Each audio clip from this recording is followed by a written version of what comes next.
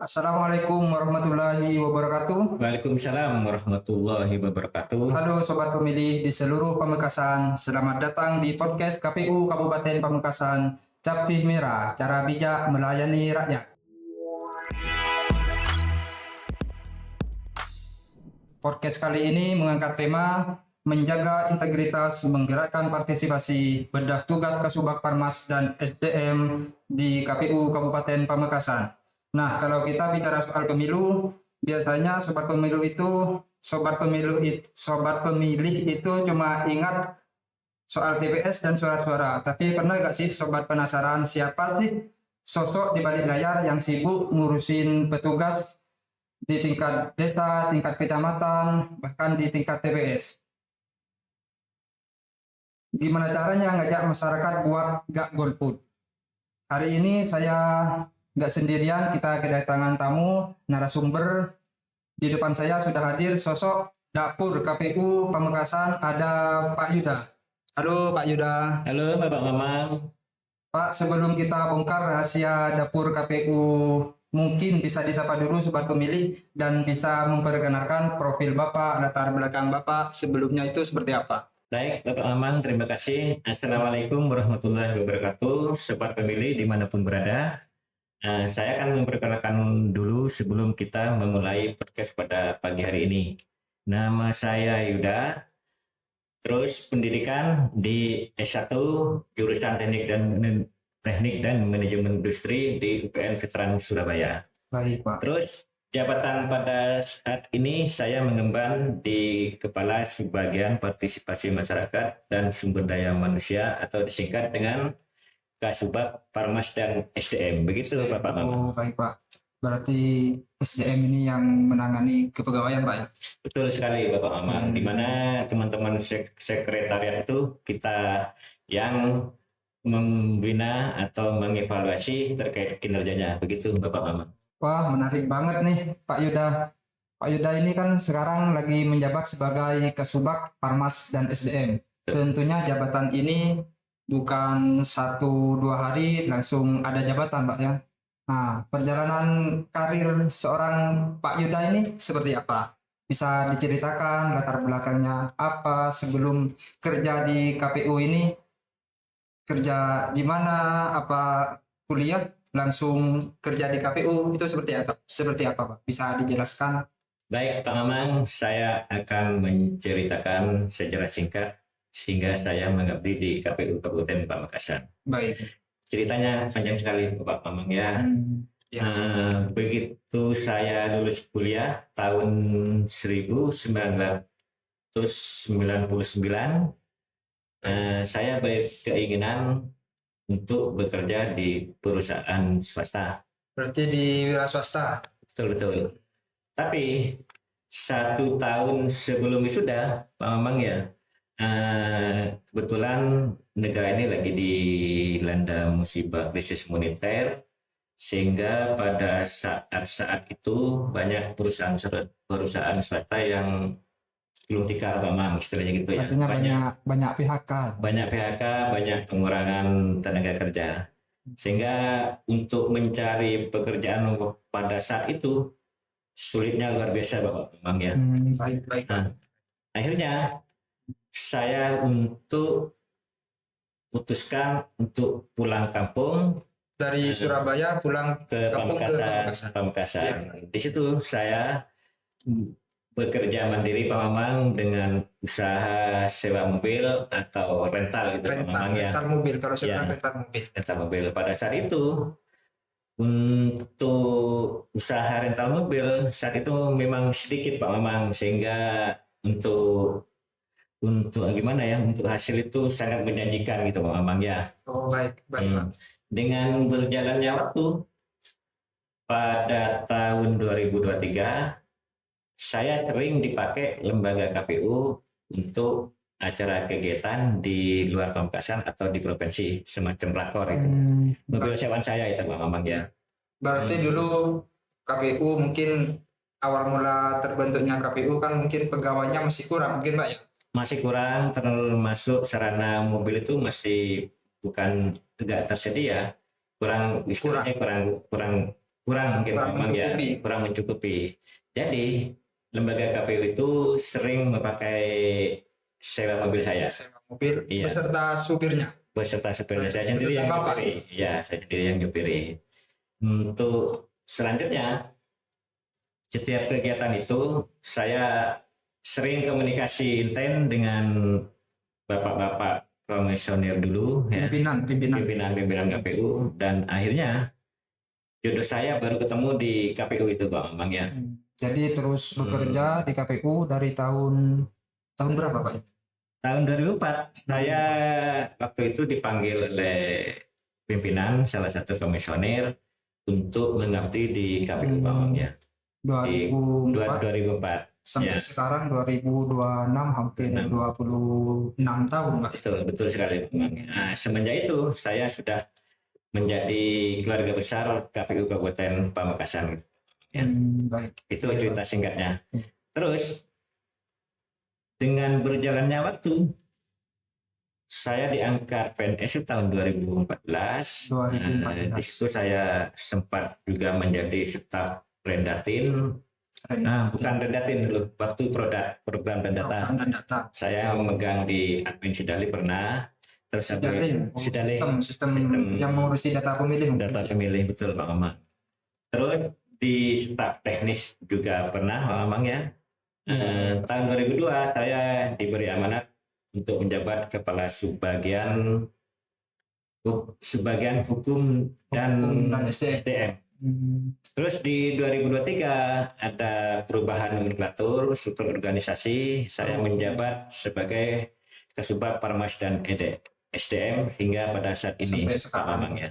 Pak Yuda ini berarti sudah 20 tahun lebih mengabdi di KPU Kabupaten Pamekasan ya Pak ya? Kurang lebihnya begitu Pak Maman. Sampai akhirnya sekarang jabatannya menjadi Kepala Sub Bagian Parmas dan SDM. Betul sekali. Nah, yang ingin saya tanyakan ini Pak, tugas keseharian dari Kasubag Parmas dan SDM itu seperti apa? Apakah cuma duduk di depan komputer, depan laptop, apa sewaktu-waktu harus turun ke lapangan gitu Pak? Ya. Seperti belusukan gitu. Nah itu Pak Mamang, menarik sekali pertanyaan Pak Mamang ya. Ya. Nah, saya sering menyebut jabatan saya ini seperti punya dua topi Pak Mamang ya, yang berbeda. Dua topi berbeda. Ada tugas di bagian SDM dan juga ada tugas di bagian Parmas gitu Pak. Baik, mungkin saya jelaskan satu-satu terkait tugas dimaksud gitu Pak Mamang ya. Iya Pak. Untuk tugas di bagian SDM-nya saya diibaratkan sebagai dapurnya KPU Pak Mamang ya. Dapurnya KPU. Tugas saya memastikan mesin organisasi kita tetap panas dan siap kerja, terutama khusus tenaga pelaksana di bagian Parmas dan SDM-nya itu Pak Mamang ya. Terus mulai dari urusan absen dan kinerja staf di kantor, terus mengelola waktu tahapan, kita juga selalu mengelola di bagian pembentukan seperti PPK, PPS sampai level terendah di KPPS Pak Mamang ya. Jadi saya harus pastikan orang-orang yang melayani masyarakat ini harus benar-benar kompeten dan siap lewat berbagai bimbingan teknis. Tentunya berintegritas juga dan transparan Pak ya. Itu pasti Pak Mamang ya.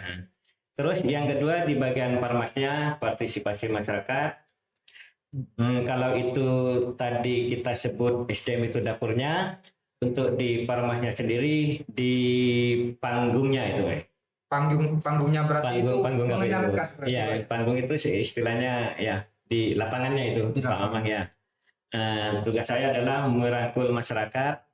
Kami selalu sebelum ada kegiatan kami selalu berkoordinasi dengan komisioner khususnya divisi Sosdikli, Parmas dan SDM. Nah, divisi Sosdikli, Parmas dan SDM yang sekarang dijabat oleh Bapak Amiruddin ya. Di situ kami juga menyusun program edukasi supaya pemilih kita makin cerdas. Kami nggak cuma nunggu di kantor, tapi kami jemput bola juga ke program GPU to kampus, Gustu kampus, to school, school ke sekolah sampai forum-forum warga ke sekolah-sekolah juga Pak Mamang ya. Kami juga ada perhatian khusus ini juga Pak Mamang ya. seperti apa itu? Khususnya untuk kelompok disabilitas, perempuan, kaum marginal. Kaum marginal. Ya, tujuannya satu, memastikan semua warga Pamekasan tahu haknya dan mau datang ke TPS, termasuk mengelola media sosial di KPU. Media sosial itu Menjaga KPU, Pak Mamang, seperti Instagram, ya, Facebook, YouTube, IG, berarti semuanya. ya, semuanya sudah kami kelola Pak Mamang ya. Berarti untuk mengenalkan apa tugas-tugas KPU, gimana kalau masuk tahapan, berarti Masuk lewat tahapan. Parmas ini, bagian Iya, Parmas itu Pak. informasinya lewat media sosial itu sudah insya Allah sudah terpenuhi semua di KPU Kabupaten Pamekasan Pak Mamang ya. Sudah maksimal lah Iya. istilahnya. Alhamdulillah komunikasi antara administrasi internal yang rapi dan memastikan komunikasi publik kita tetap terjaga supaya masyarakat nggak ketinggalan info gitu Pak Mamang ya. Wah, luar biasa nih Pak Yuda, dari tahun 2004 ini sampai tahun 2026 sekarang ini sudah melewati beberapa pemilu Pak ya. Betul sekali Pak Mamang. Tentunya beda Pak ya. Dulu ketika Bapak masih jadi staf dan sekarang sudah jadi kasubag, tentu tanggung jawabnya itu kan beda Pak ya. Betul, Dan beda. pemilu kemarin itu di tahun 2024 itu kan Pak Yuda baru pertama kalinya. Pertama kali Bapak sebagai kasubag mengemban amanah dan tanggung jawab sebagai kasubag untuk menjalankan pemilu di tahun 2024 kemarin itu. Betul sekali. Nah, seperti apa itu Pak Yuda? Oke Pak Mamang, kalau diingat-ingat lagi, saya ini sudah melewati 5 periode pemilu Pak Mamang ya. Ya. 4 kali pemilu, sebelumnya itu dari tahun 2004, 2009, 2014, sampai 2019. Saya jalani sebagai staf pelaksana. Itu masa-masa yang betul-betul berkeringat Pak Mamang di lapangan ya. Saya juga merasakan langsung dinamika teknis di tingkat paling bawah, Desa artinya Pak ya. tingkat desa, benar-benar belajar dari nol gimana ribetnya pendistribusian logistik, persiapannya sampai ke bagian administrasinya Pak Mamang ya. Administrasi. Baik Pak. Iya. Terus yang paling berkesan juga pada tahun 2024 pada saat pemilu kemarin. Itu Pak. Karena itu adalah pertama kali saya mengemban sebagai kasubag Pak Mamang ya. Ya, Itu beda sekali dengan waktu saat di staf pelaksana. Berarti tanggung jawabnya beda Pak. Tanggung jawabnya lebih besar. Kalau dulu waktu jadi staf, saya fokuskan pada tugas saya, gimana tugas saya bisa selesai tepat waktu Pak Mamang ya. Terus sekarang sebagai kasubag, fokus saya adalah bagaimana memastikan seluruh tim SDM siap mengawal pelaksanaan tersebut, gimana supaya pekerjaan tersebut bisa terselesaikan gitu Pak Mamang ya. Bisa rencana dan waktu Pak ya. Jadi pemilu 2004 kemarin seperti ujian besar bagi saya Pak Mamang. Ujian dalam artian itu kan Bapak sebagai pertama kali Pak ya sebagai kasubag. Iya. Mengemban amanah sebagai kasubag. Untuk pencapaian kinerja tersebut Pak Mamang ya. Baik Pak, bicara soal pemilu lagi nih Pak. Betul. Tentunya kan beda dari dulu tahun 2024, 2009 sampai sekarang tahun 2024. Pak Yuda kan menjabat sebagai kasubag SDM dan Parmas. Artinya untuk meningkatkan partisipasi masyarakat itu tugasnya ada di Pak Yuda kan. Betul sekali. Kalau dulu tahun 2024 mungkin ya KPU itu sosialisasi lewat radio, lewat spanduk. Kalau sekarang ini kan sudah tahun 2024 kemarin itu sudah zamannya digital itu Pak. Digitalisasi. Seperti apa itu langkah Bapak itu untuk sosialisasi untuk pendidikan pemilih di tahun 2024 kemarin itu Pak? Baik, Bapak Mamang, akan saya jelaskan dari pelaksanaan pemilu tahun ke tahun tentunya terdapat transformasi pola sosialisasi dan pendidikan pemilih. Iya, baik. Saat pemilu yang terdahulu mungkin kita masih menggunakan pola sosialisasi secara umum, Pak Bambang ya. Iya. Tetapi saat ini kita sudah menggunakan sosialisasi dan pendidikan pemilih yang lebih terkelompok atau berdasarkan segmen, Pak Bambang ya. Segmentasi. Segmentasi. Di mana di sana ada kelompok semacam disabilitas, kelompok yang ada di daerah terpencil, dan juga kelompok marginal, Pak Bambang ya. Marginal. Contohnya pada saat pelaksanaan tahapan pemilu kemarin tahun 2024, Iya.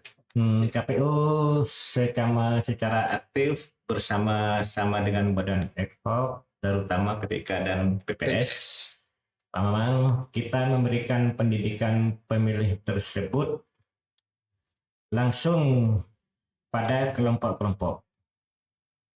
Dan tugas KPU pada saat ini bukan hanya menyampaikan jadwal pelaksanaan pemilu kapan, tetapi melakukan pemberdayaan pemilih sehingga masyarakat punya akses informasi yang setara dan dapat berpartisipasi secara berdaulat. Gitu Pak Mamang ya. Baik, Pak. Itu jawaban singkatnya itu. Berarti kalau masyarakat itu menginginkan informasi, tinggal searching YouTube, buka media sosial KPU, berarti seperti itu Pak ya? Betul sekali gitu Pak Mamang. Berarti informasinya lebih mudah? Iya, lebih mudah. Soalnya zamannya sekarang zaman digitalisasi itu Pak Mamang. Beda Baik. dengan zaman dahulu. Baik Pak Yuda, terima kasih atas penjelasannya dari awal mula Pak Yuda masuk ke KPU sampai sekarang punya jabatan sebagai Kasubag SDM KPU Kabupaten Pamekasan. Dari cerita apa sih pekerjaan SDM itu seperti apa, terkait sosialisasi sampai ke turun ke lapangan, sosialisasinya ke kaum marginal, ke kelompok yang rentan, yang mungkin sulit diakses sampai ke pelosok desa-desa. Ini terkait penjelasannya Pak Yuda, mungkin ada apa statement akhir dari penutup. Pak Yuda, ya penutup itu untuk apa pesan-pesan untuk sobat pemilih itu bagaimana mereka suatu saat nanti kalau ada pemilu berikutnya itu suara masyarakat itu yang menyalurkan suaranya itu merasa berharga, lebih dihargai itu Pak. Mungkin suaranya itu memang berguna. Soalnya satu suara itu emang sangat-sangat berguna bagi bangsa. Iya, Ya. mungkin penjelasannya itu Pak. Baik, Bapak Mamang, terima kasih. Sebagai penutup, saya ingin menyampaikan bahwa satker kami, khususnya di KPU Kabupaten Pamekasan, kami memegang prinsip bahwa pemilu bukan sekadar angka, Pak Mamang ya. Iya, baik. Atau urusan teknik di atas kertas. Saya jabarkan satu-satu dulu Pak Mamang ya. Ya, dari baik, sisi SDM-nya, komitmen kami adalah terus meningkatkan profesionalisme, memastikan bahwa setiap petugas yang melayani Bapak atau Ibu di lapangan ada orang-orang yang berintegritas dan siap bekerja sepenuh hati, Pak Mamang ya. Baik Pak. Karena mesin yang baik akan menghasilkan pelayanan yang baik. Untuk dari sisi Parmasnya, Pak Mamang,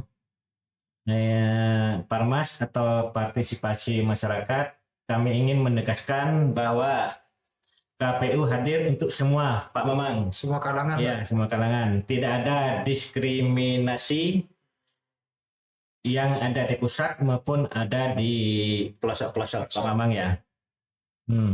Untuk kaum disabilitas hingga masyarakat marginal, semua memiliki hak dan kesempatan yang sama. Jadi mari kita kawal demokrasi ini bersama-sama.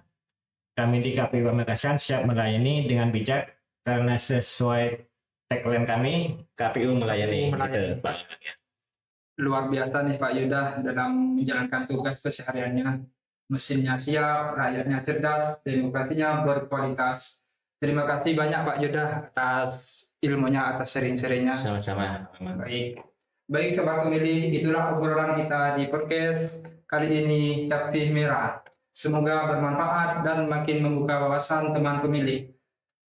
Baik teman pemilih, jangan lupa ikuti media sosial KPU Kabupaten Pamekasan, like, komen, dan subscribe. Sampai jumpa di episode selanjutnya. Saya Mamang Alamsyah undur diri. Wassalamualaikum warahmatullahi wabarakatuh. Waalaikumsalam KPU melayani. warahmatullahi wabarakatuh.